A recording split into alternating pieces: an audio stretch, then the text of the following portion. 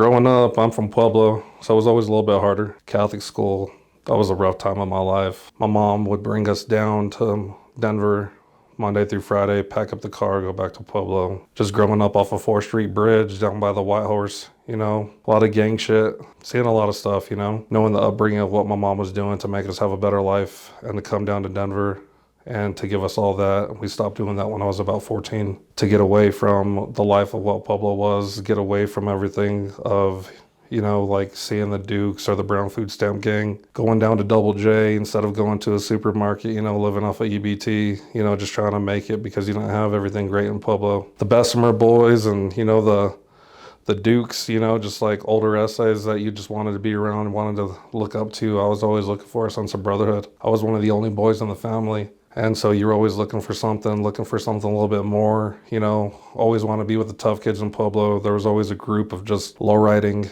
and motorcycle life, wanting to be around that and, staying away from drugs because that's a huge thing. Drugs is a huge part of that culture. Just trying to figure out how to stay away from that, but watching the homies that you had, fucking either Dill or, that was their only way of survival. Getting to know some of these boys and, looking up to them and watching them put 13s on their car when they had nothing else and just really getting that understanding of what it was and watching these heavily tattooed men just make a life for themselves. And that's everything I wanted to be. I want to say it was more high school. It was like 14, 15 years old when I just wanted to, listen to hardcore and be around lowriding and be around choppers, be around gang shit, just really look for that life of wanting to be hard. I know we talked about it was like the first time like when really getting a hardcore and understanding it and also being straight edge and understanding what like X-Try and X is, Dave Hayes, he had a 13 tattooed on his face and that's just everything I wanted to be. That was the moment that I knew was like, I can be fucking heavily tattooed, be hard. And, and that's everything I strove to be. Everything I wanted to be was in that moment. I started tattooing, I already had a sleeve at 15, and then I was already tattooing my face 15 to 16 and just doing it with the right people, just knowing that I was going to be heavily tattooed. And it was everything in me. And my mother saying, don't tattoo your hands, don't tattoo your throat. And I just wanted to strive everything to not be that and wanted to just do it and wanted to prove my mom wrong. I wouldn't even say it was a rebellion. She gave me a really good life. It was just, that's not what I wanted it to be. Everything that she wanted me to be was not what I was going to be. They hated me at school. They fucking hated everything that I was at school. And, like had a motorcycle, had a lowrider.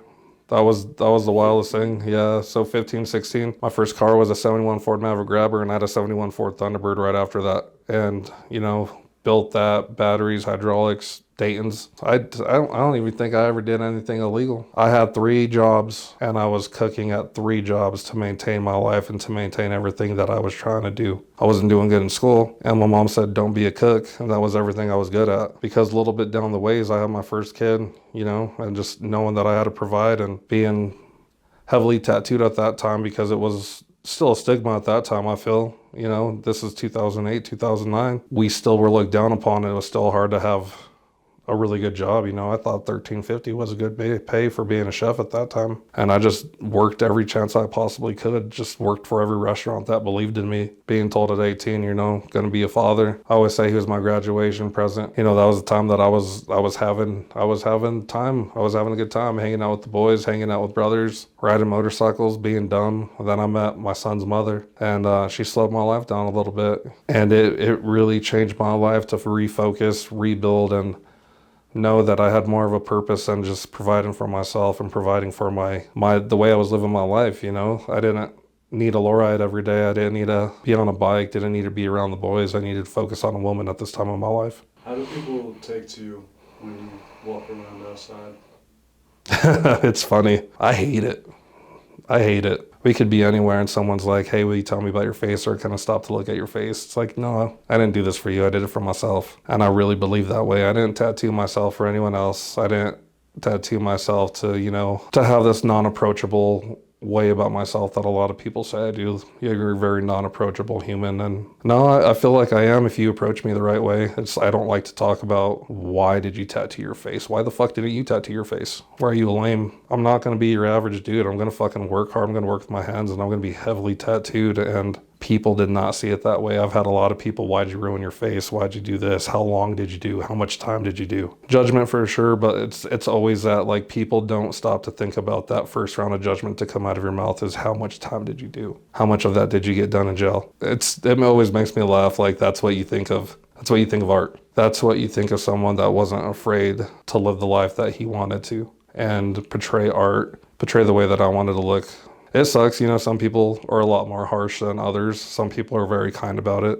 Other people just, you know, just assume that you're very involved or you're a criminal. And I did, man. I have gang tattoos on my face. I have 13 tattooed on my face. I covered a big 13 on my face. And you know, a lot of people would see that, you know, question it and be like, yo, I see that plaque on your face. And it was everything that was in me at that time when I was younger, you know. I wanted to be hard. Getting the questions that I did was, you know, I wasn't hard. I was just, you know, hanging out with my brothers and having a good time and wanting to be a different person for myself. And that was really it. It was not being a criminal, not being a thug or whatever you want to fucking say it is. I just wanted to be different, want to be heavily modified. That's such a hard question. I have so many tattoos that I really have to think about that. But I absolutely love my Aztec windmills on the sides of my face. I love the Aztec amount of what my chin is. I have really gnarly tattoos from Nate Harmon that are on my face. You know, that was kind of the wildest things that I've done is to have experience of getting tattooed by Nate Harmon. Dude's wild, man. He has a different way of tattooing, and it's very spiritual.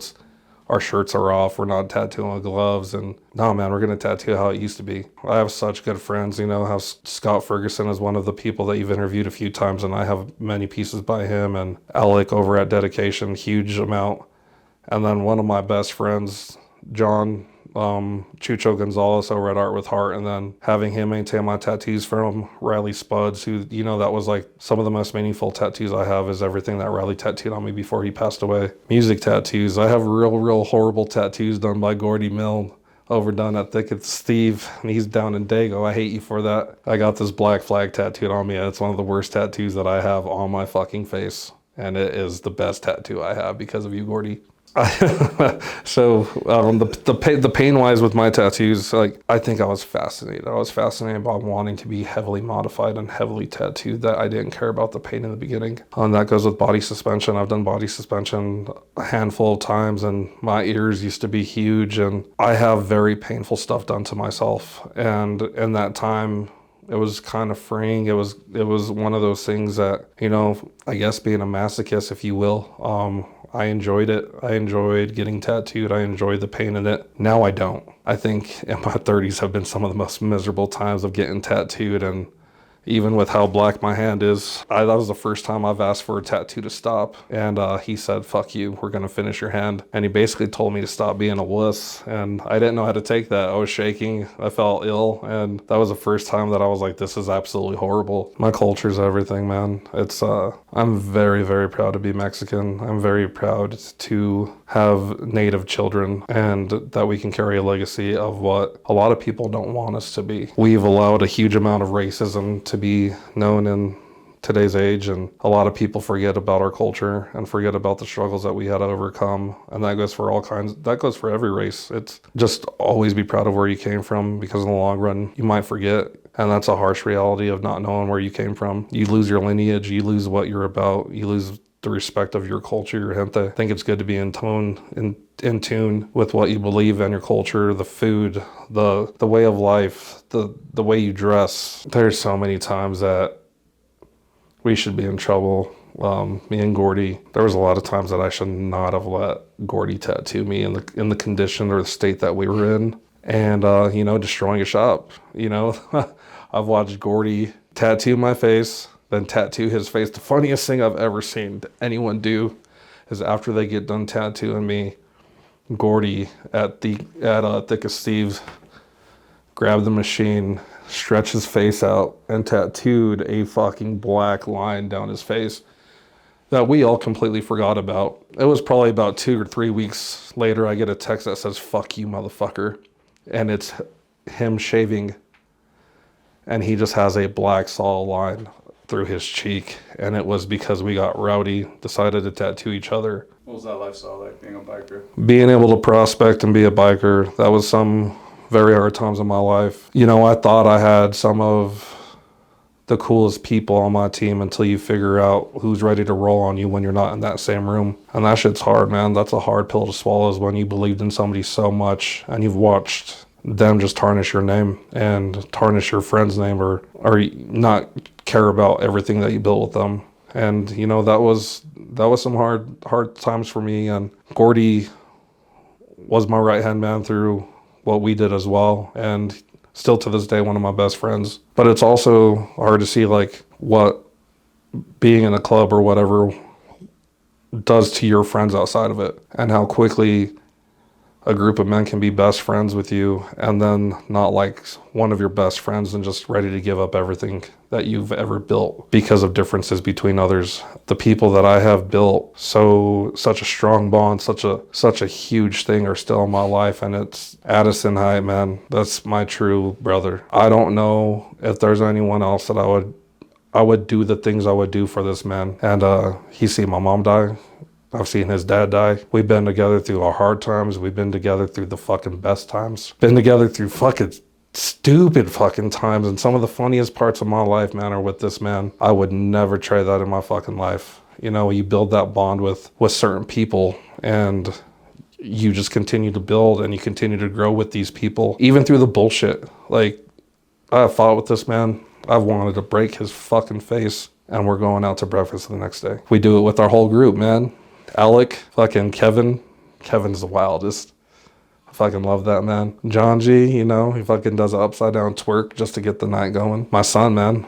My son, he's 16 years old, and he's in my little crew of wanting to be with us every weekend, going to the bar with us, or, you know, just, you know, not going to the bar with us, but hanging out with us, sitting at the bar, getting his Diet Coke and having a good time with us. And from my everyday with my brothers that I have now to what I had, you know, I wouldn't change it for a world, because this is the most peace I've been in my entire life. I feel like people meet for a reason, and I met Addison, Alec, you know, all these other people in my life that I didn't meet through something I was trying to be in. I wasn't forcing a relationship by wanting to be in a club or a crew or something that was already pre-made. My closest bonds were everything that I built outside of that. That really taught me like who was by my side the whole time. I still have some great friends and everything of trying to be in a motorcycle club, being in the Lowrider Club, and you know, I've made great bonds with that, but I also made horrible bonds and people I wish I could never meet. Do you find it wild though that people try you? Sometimes, yeah. There's times that, you know, I will be at my job and I will be the person that someone wants to talk horribly to or swing at. I'm just like, dude, I have a pocket full of Skittles. I'm trying to hang out. Like, I don't understand why we're even trying to fight here. Being at the bar, me, Addison, and Nala can be sitting down at the bar, and there's somebody there that wants to fight one of us. And I just think it's the funniest feeling in the world, is that we're here having a great time. I don't know why you chose to like come at me. We're over here laughing, having a great time. What's wrong with you? And I've never understood that mentality of, I mean, I get it. I'm a big dude. I'm Good? Heavy laughing, dude. I mean, I understand I'm a big dude. I'm heavily face tattooed, but there's nothing to prove with me, man. I'm fucking eating a grilled cheese. What do you want with me? But it wasn't like that when you were younger, right? Your mentality. Nah, man, I'd fight whoever when I was younger. I didn't care if I lost. I didn't care if I got bit, man. I wanted to fight. I wanted to make a name for myself. I wanted people to know that I would die for them if I had to. I wanted to show people that I was loyal. That was a big one for me, is that if you swing at one of my boys, I'm going to swing first. And I'm still like that to this day. Don't try me or my little friend or my little friend group, because I will die for my friend group and my close ones, my family, everyone I love.